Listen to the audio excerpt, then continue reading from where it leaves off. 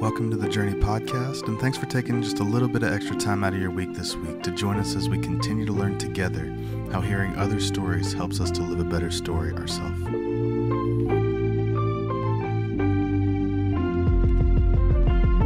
What does it look like to teach someone and bring them alongside you? How can it impact their life on a much greater scale than even just teaching them a task? And what if you sowed into their life and developed a deep and intentional relationship with them? Today we're joined by Crosspoint Executive Pastor Austin Berry as we talk about multiplying ourselves both in the church and the secular world. Thanks for joining us. Hey, and welcome back to the Journey Podcast. My name is Eli, and today I have the privilege of being joined by another one of my co-workers, this time joined by my executive pastor, Austin Berry. Thanks so much for joining me today, buddy. Yeah, I'm excited to be here in this little space with you, and it's going to be a blast. Truly. Well, so most people who go to Crosspoint obviously know who you are. You've been around the area most of your life, and yep. But on the off chance that someone doesn't know you, or maybe they're listening from outside of the Crosspoint space, why don't you tell us just a little bit about yourself here today? I was going to say this morning. It's so ingrained in my brain to say this morning, isn't it? But anyway, tell us a little bit about yourself. All right. Well, first let me get my script that you wrote to tell me who I am. I'm from Maysville. Grew up in Maysville. I have two kids, Sam and Ben, and they're both wild. And then I'm an executive pastor. I was production for a while, then online, and now doing executive pastor things, and it's been fun. I think my favorite part is that I get to do a little bit of everything. Yeah, for sure. Like record a podcast with you. Hey, there you go. Listen, it's the little things in life, right? Exactly. Well, and two, I'm just glad I still get to work with you a little bit on the production side. You still do some of that stuff. Obviously, you're too talented not to, and so appreciate you doing that. Yeah.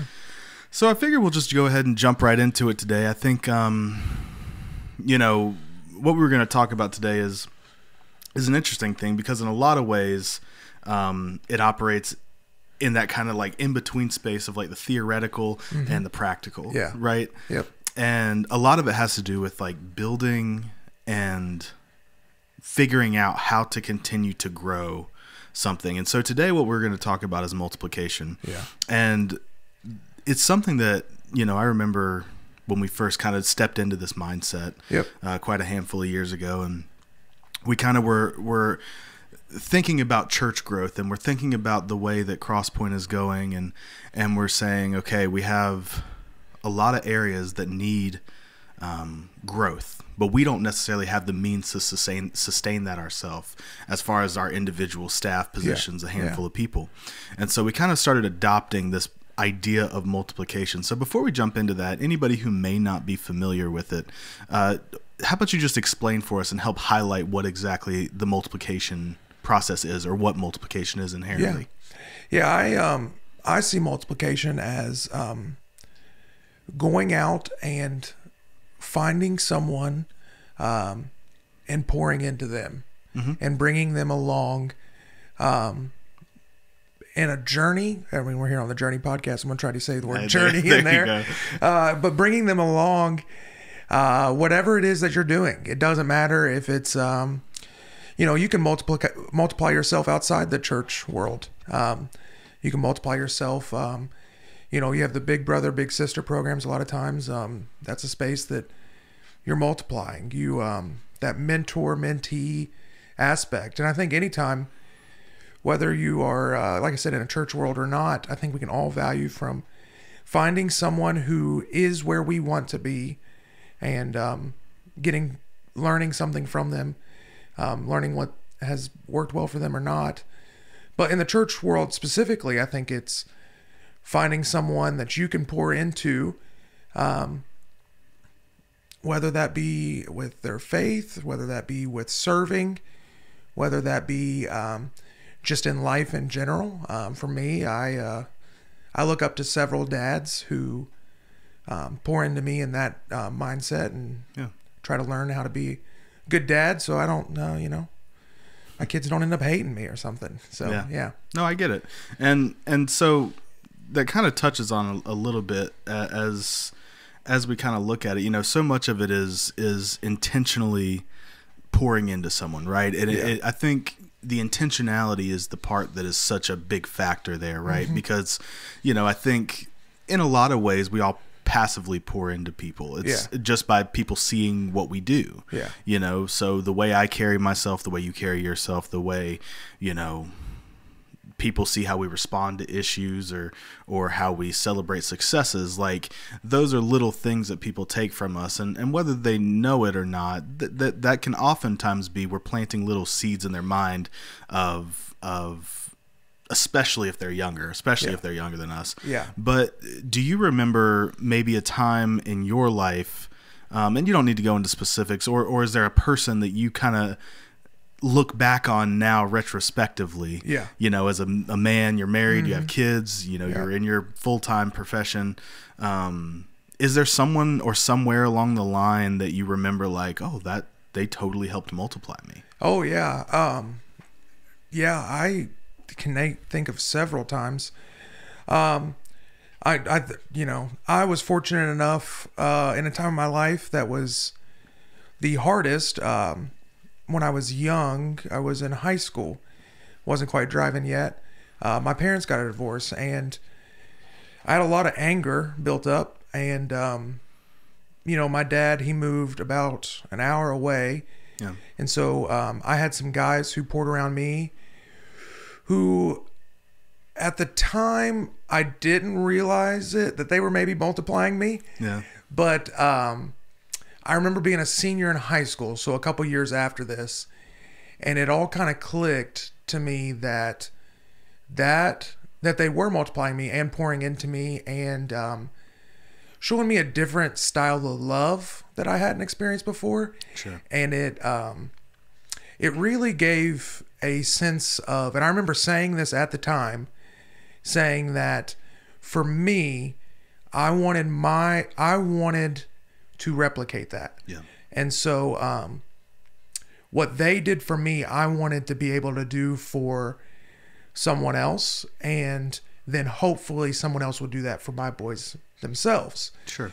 Looking back on it now, I think that's happening. I think that is what for the church is kind of meant to be in general. I think, you use the word intentional. I think Jesus was really intentional about choosing his disciples, and he was multiplying himself in that way. And he was very intentional. He didn't just by the whim just pick 12 random dudes off the street. He found 12 dudes that he would, he knew had the qualities that could, live on and sustain it. And I think that's, as we look in the church world, I've always thought that that's what the church was really meant to be. Yeah. In a way. No, definitely. And that's because that's what was poured into me as a kid. And I can think of, I can name numerous people who've multiplied themselves into me. Yeah. So. Well, and a lot of times too, it's interesting. And for me, the way I look at it, as both, because I don't want anybody listening to be under the impression that like, number one, that it has to be in the church world, or number two, that it has to be this like huge, like formal thing. Yeah. Like in my mind, the people that I think about who multiplied me, I used to have this guy by the name of Aaron, who for probably 7 or 8 years of my life,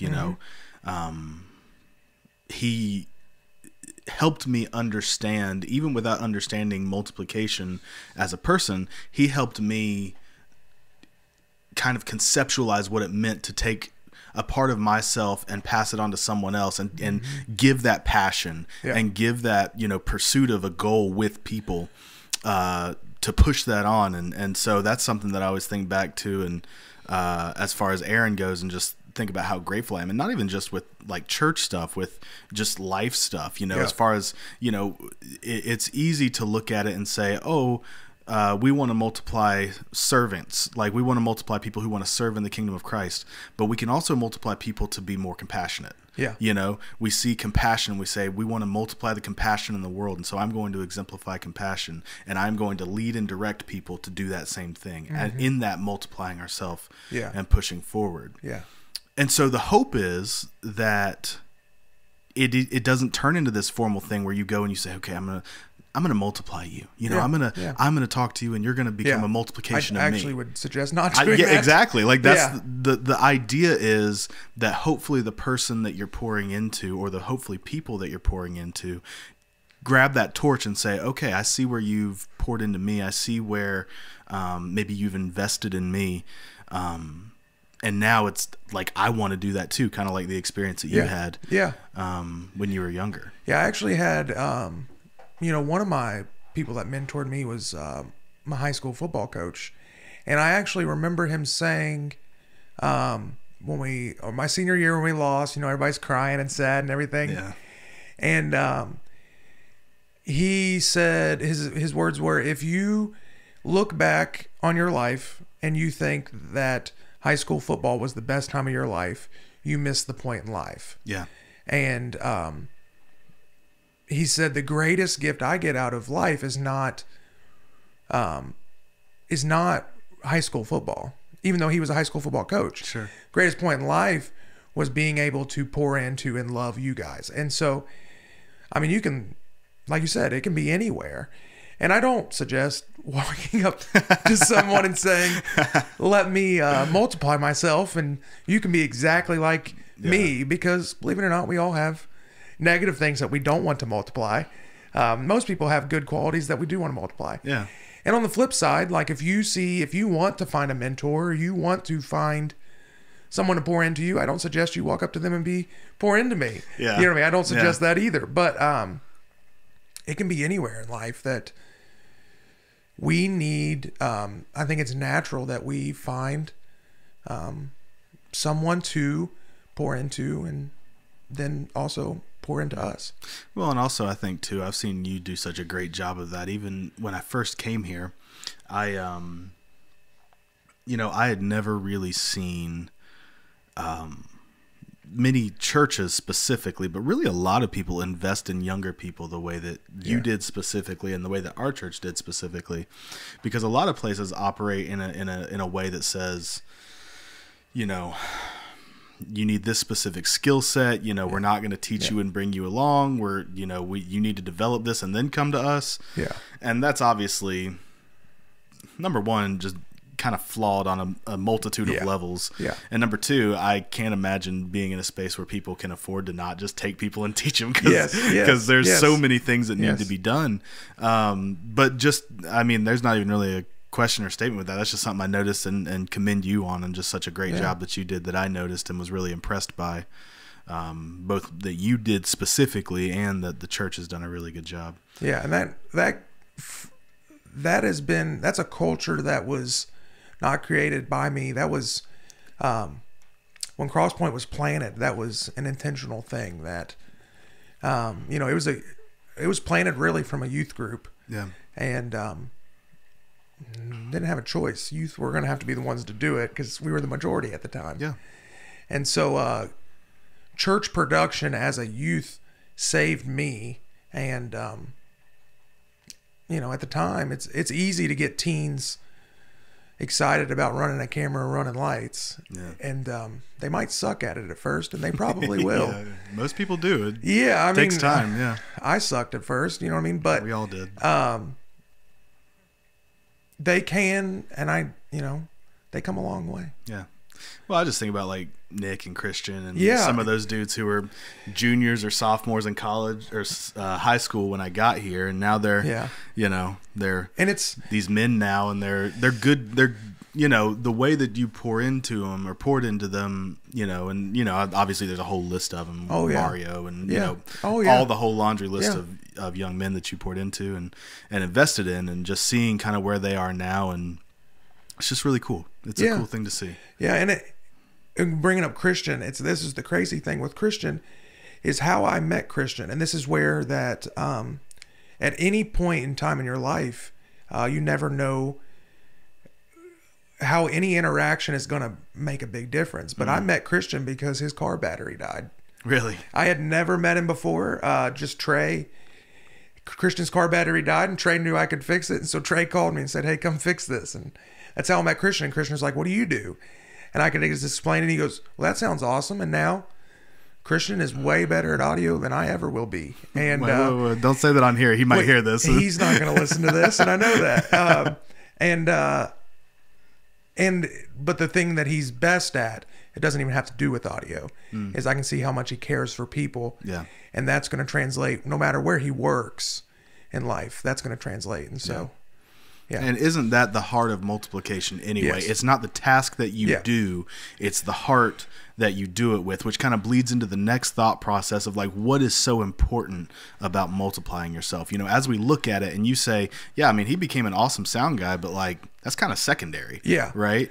Yeah. I think that, one, multiplying, when you take the time, like, we'll use audio as an analogy, if we can. So Christian used to ask me questions all the time, and it would be the most simplest things that I didn't even know how to even describe, because it was just second nature. And I think in life, the values that have been instilled in you or life experiences has brought in you, having someone to ground you and remind you what your roots are, brings out the best in you. And so there's value and there's an important side of that in the sense of that, but also it kind of shows you what's the parts of you that's not good to multiply. Where is your bad habits? Where is, if we're using serving as an example, hey, where am I cutting corners that actually matter? Yeah. Where can I improve myself? And I just think there's an important side of it in that way, that one, it reminds you of the roots of where you came from and how you got there. But then two, it might reveal something in you that you need to work on. Yeah. And I from the experience that I have in working with multiplying and working with, investing in people, because a lot of those things are synonymous, or they're synonymous with each other, is multiplying and mentoring and investing, and like these are all things that they all work together. Yeah. Right. And so, I mean, to multiply someone, you don't necessarily have to be their mentor, but you do have to invest in somebody to multiply them. Yes. You know, and something that I've experienced is, well, first of all, I think obviously it helps you kind of expand your capacity for grace. Yeah. Because if you are going into something with the mindset of, okay, like the purpose of multiplication is to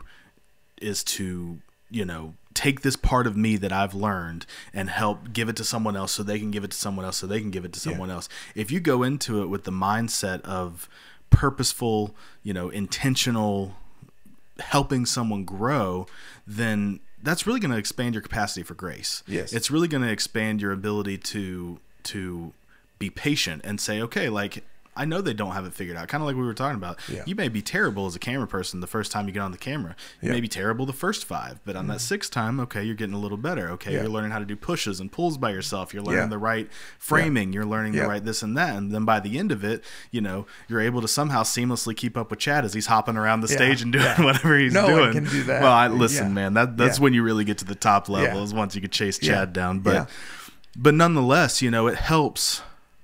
As you said, when Christian is asking these simple questions where it's like, dude, it's almost so simple, I don't even really know how to answer it because I don't think about it anymore. Yeah. It helps you kind of frame and contextualize, like, no, like, this is why I'm doing this. Yeah. And it helps you to be purposeful and graceful in that time. But as you said, also, it helps kind of highlight our deficiencies as leaders. Yeah. Or whoever it may be. And you don't need to be some, the leader of, one of the people who helps lead a church of 1,000 people. You can be someone who is in a small group. You can be, you work with a team of 5 people at work. You can help multiply yourself to those people, because again, it's not about the task. Right. It's about the heart behind the task. And so as you're helping reveal that heart to others and saying, hey, like, as you're doing this thing, hey, as we're communicating and as we're talking and you come in to have a meeting, then and you operate with grace and understanding and kindness, and you're revealing that to other people, it helps you stay aware of the heart with which those words didn't work. It helps you focus and maintain the heart and the reason of why you do things. And it helps keep you on your toes. And ideally it opens you up to be accountable in a lot of ways. So once they see you exemplify that, whenever these people stop seeing you exemplify that, then hopefully you humble yourself and open yourself up to, as you multiply, you're aware of yourself as well. So as we've talked a little bit about it, and we've mentioned a couple things, but specifically in a church setting, what does multiplication look like to you as we've spent some time doing it? And I think everyone's approach to multiplication is obviously somewhat different. Yeah. Because every area is not the same. Yeah. But yeah, what does it look like to you to multiply in a church setting? Yeah.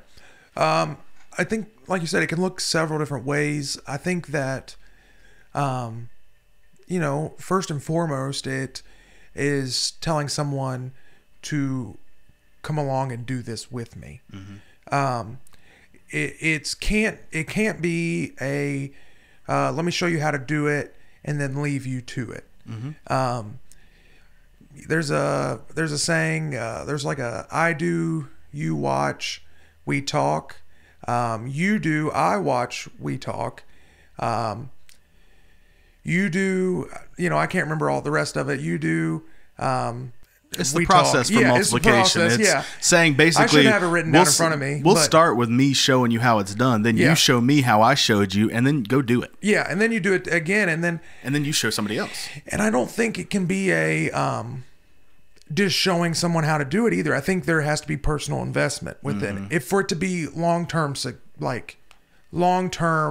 replicated, there has to be personal investment. It can't just be a, let me show you how to set up the donuts and then, and all that. Take them to lunch after church, take them, have them meet you for breakfast, and just ask them life questions. Say, how's this going? Truly show that you care for them beyond the task, because again, it's not about the task. It's about that long-term, pouring into someone else. And, the church, yes, is going to benefit from it, or your workplace is going to benefit from it. And they're going to benefit from it, and you're going to benefit from it. And that benefit for you and benefit for them really comes from that personal investment. For sure. Yeah. And so definitely more so than just ask to show them the task. Yeah. Well, and two, I think the thing that highlights as well is that, oftentimes, especially me, I think I'm a pretty shy person, so I have to push myself a lot of times to be present in rooms and to do that kind of stuff. And so I know that people who have the same disposition that I have, it can be easy to just sit by and watch and have someone pour into you. But I think the important thing about multiplication is we've all been invested in at one point. And so the real important part about multiplication is not just you investing in someone else or them receiving the investment. It's about watching them then go and invest in somebody else after that. That's the goal that we should be driving people toward, is to leave that legacy, that transitional property of it, to where it says, hey, it doesn't stop with me, it doesn't stop with you, it doesn't stop with them. Keep carrying the torch. And so the cool thing is even if you are listening to this and you say, well, yeah, someone is kind of doing that with me right now, well, then that onus becomes on you. It becomes your obligation not just to receive, but to then go and give in turn, and to help other people kind of realize this effect, this domino effect of. And I think in all stages in life, and no matter where you are, you always need someone to pour into you. And, I have not been an executive pastor too long, and there's a lot to it. And it's not there's some parts of the job that are in my skill set. There's some parts that aren't. Sure. And, I have people now who are pouring into me and multiplying. And some of them are here, and some of them are in a church setting. Some of them aren't. Some of them, I just talked to somebody today who leads a staff in the secular business world. And just getting their mindset on, hey, how do I ask this question? How do I do that? And those conversations are helpful. But the thing that is the best about it, and I know she will listen to this, and so she will get this, is just when she asks me, how are you feeling? Mm-hmm. How are you doing? Showing that she cares is the most important thing. The most that I get out of it, because I know that she does care. Yeah.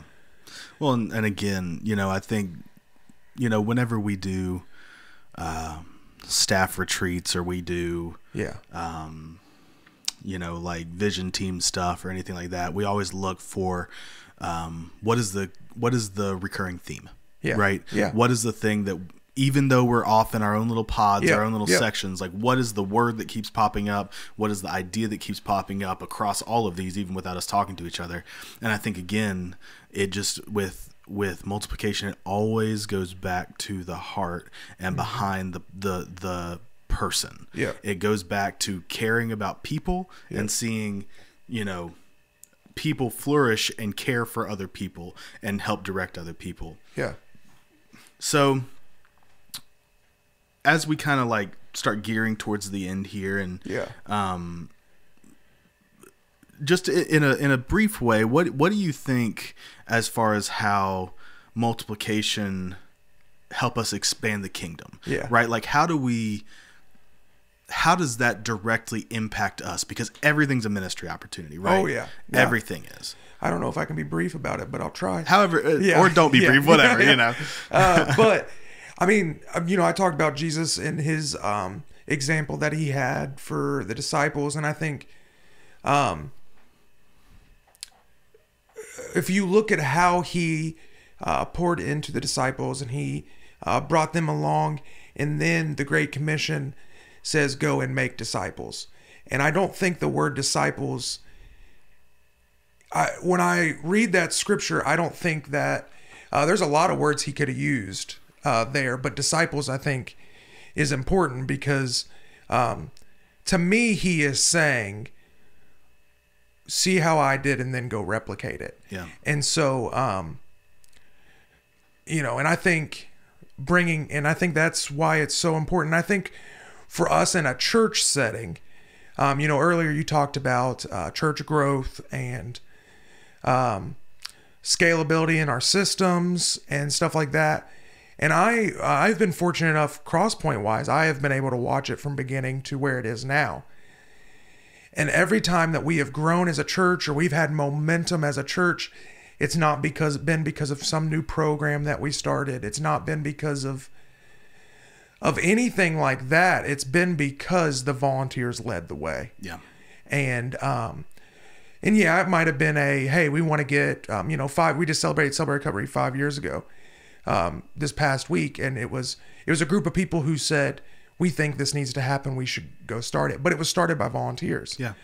And so, for me, I think that momentum in the church, Craig Groeschel, he said that it's ignited by vision, it's activated by faith, it's supported by systems, but it is sustained by grit. And I think the grit is all led by volunteers. Yeah. Our systems, they're only what they are if the volunteers are involved. And they have to be willing to, I use the word give their life to it. And I think that sounds very morbid. It's intense. It's very intense. And but it's got to be it's a lifestyle. It's a intentional mindset, I guess is the best way to put it. Because we said it was an intentional thing. It's an intentional, hey, I'm going to seek out someone to pour into me, but also I'm going to pour into someone else. Yeah. And I'm going to see a need, and say to someone, come along and do this with me. I guess that's my brief way. Yeah. I don't know if it made sense. I hope it made sense to someone. It definitely makes sense. I mean, I think, and in that service and in that, like, finding a place to be in community, because so much of our faith is in community. Yeah. That's how we're helping to expand the kingdom, is we're seeing, okay, here's this opportunity to serve. Here is this opportunity to bring someone along with me in service. And, like, that's where, you know, I think a common misconception is where so much of our spiritual growth happens on Sunday morning. And I would contest that heavily. Yes. I would say so much of our spiritual growth happens both in the community we keep, in the relationships we build, and in our personal time. Yeah. And hopefully the idea is when we come to church, we're here to have a celebration. We're here to have communal time where we're worshiping together and learning together. But if that's all we're doing, and so multiplication kind of is one of those things that helps fill those gaps in between. Absolutely. It's like, okay, like, here's where I'm going to do my ministry. And just as you said, you know, as Jesus is multiplying us by telling us to go fulfill the Great Commission, go out into all the earth and make, you know, that is him multiplying us. That is him pushing us and directing us. He's given us his guidelines, and in that same way, we can guide and direct and point people back to Jesus and help them see his multiplication process, and then multiply followers and believers in that way. And a lot of it starts in building those relationships wherever they may be. Yeah, and I think that Jesus always reveals himself to us through others. Yeah, and that's not going to happen. I mean, it can happen in a big community setting, but it's really going to happen between those personable one-on-one conversations, or in a small group setting. Yeah. And that's why, we value small groups as well. And that's another reason why, is because doing life together is where Jesus is kind of revealed. Definitely. So, final question. If someone listening here today says, yeah, I hear you, and all of that sounds like a lot, and sure, there's a lot of words that are tied, a lot of trigger words like intentional and purposeful and pouring into somebody, and I don't know what any of that looks like. If someone is hearing this and says, yeah, that sounds great. Yeah. What does that even mean? What is a good place, step one, to start multiplying someone? Yeah. If they wanted to figure it out today. If it's the church setting, I would say look exactly where you are and invite somebody to come along and do it with you. And then be willing to release and pass it to them. But then outside the church setting, and I think you could do this in the church setting as well. I think this could be either way. Invite them to lunch, invite them to breakfast, or dinner, whatever it might look. Invite them over for a movie night, whatever it might look like. But then get to know them. Know them outside the church. Get to know them outside of the workspace, or whatever it is. Get to know them on a personal level, and then it becomes a natural back and forth. It becomes a natural way of just living your life, and the intentionality just becomes habitual at that point. So it's all about, like we said, building relationship first, and then you find that common ground for you two to walk beside each other. And just as you said, be willing to release. Yeah. And I would say too, something you just said, I think there are some people, who you would be a good fit for and who you wouldn't. And so don't go try to force something because you think. Yeah. I think that's a super important part of multiplication. There are people who I would be good for, but then there's also people I wouldn't, that I don't have something in common with them enough to make it more than just showing them the task. Yeah. And so, but there are other people. And so maybe your job is not to pour into them, but to find the person that would fit for them. Yeah. And I think that's an important part. Yeah, definitely. As we've always said, though, and it is like this with just about everything else that we bring people alongside us with, or meeting people, or showing the heart of Christ to people, man, everything starts with relationship. Mm-hmm. We're never meant to just stand on the sidelines and watch and shout something at people. Mm-hmm. We're told to go, be personable, walk alongside people, and do life with them. Well, thanks so much for taking the time to chat with me today. And for anybody out there who's listening, whether you go to Crosspoint or whether you just happen to find us online, we really appreciate you joining us today on the Journey podcast. And if you haven't heard some of our most recent episodes, we have some really, really good ones with people who are both helping us learn how to be discipled better and giving us tips on discipleship and how to disciple others, but also some really awesome stories about people's lives and experiences they've had. So once again, thank you so much for joining us here on the Journey podcast, where we believe hearing other stories helps us to live a better story ourselves, and we hope to catch you next time.